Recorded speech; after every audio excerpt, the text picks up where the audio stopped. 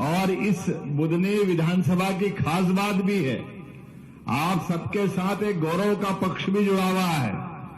आज तक मध्य प्रदेश तो क्या पूरे देश के अंदर जनसंघ, जनता पार्टी, भारतीय जनता पार्टी के समय से एक विधानसभा से आपके बीच के एक नवयुवक को निकाल करके आपने भारत के कितने बड़े पद तक पहुंचाया।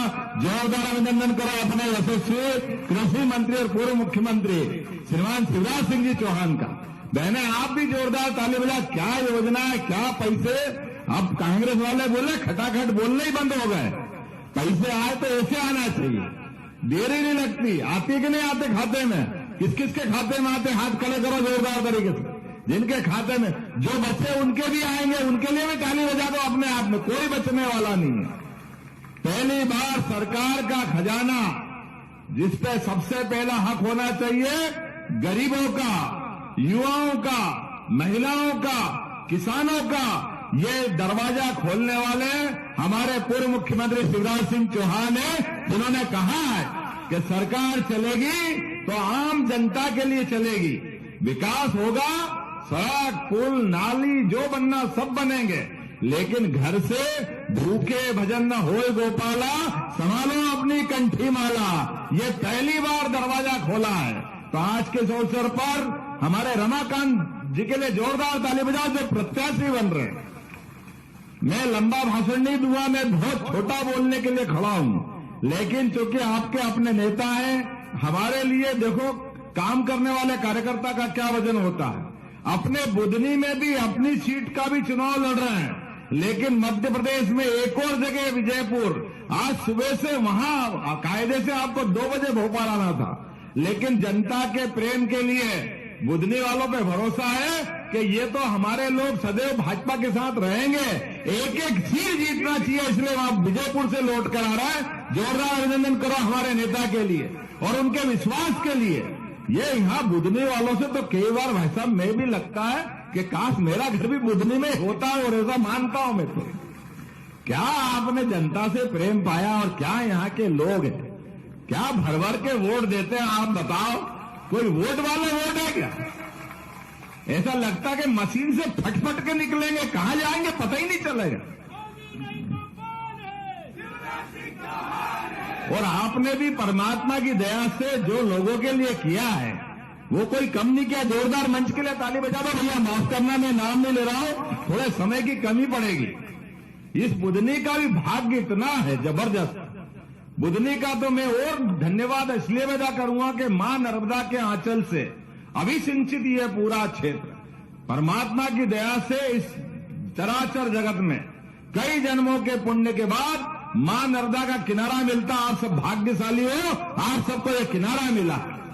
और माता में माता, बीजासन माता, मैं तो महाकाल लोक देख करके आनंद में डूबता था, लेकिन ये बीजासन माता का जो आपने मैया सलकनपुर वाली का जो लोक बनाया है, जोरदार अभिनंदन करो। महाकाल लोक से हमारी माता जी के लोक तक कितना भव्य बन रहा है।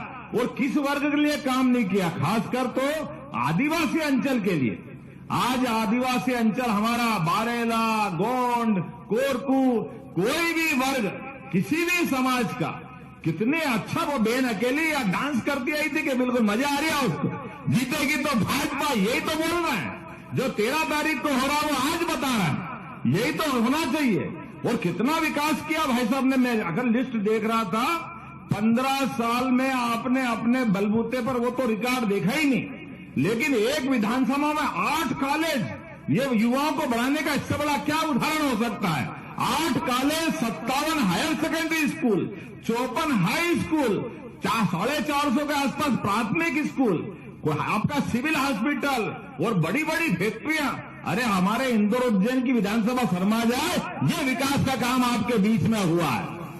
लेकिन उनने जितना परिश्रम किया, जितना पुरुषार्थ किया, ये सारे पुरुषार्थ पराक्रम आपके भरोसे से किया है, आपके विश्वास के कारण से किया है। ये हमें इस बात का गर्व है।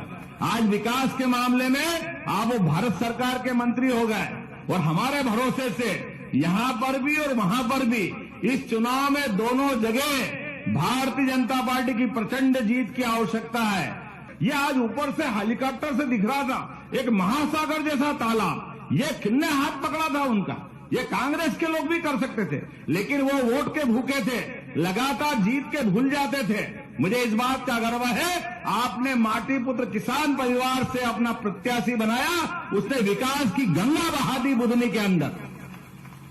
जितना बना सकता है उससे आगे बढ़ के काम उनने किया है। अब हमारा फर्ज बनता है, हम और आप सब ताकत के साथ मिलेंगे, जुटेंगे और पूरे अभी 4 साल बाकी है, और जो जो भाई साहब ने काम बताया और आप बताओगे, जितने अभी प्रार्थना पत्र आए, एक एक प्रार्थना पत्र पे एक एक मांग पे काम कराने की गारंटी मध्य प्रदेश सरकार से मैं लेने को तैयार हूं। जो बचा वो सारा काम कराएंगे।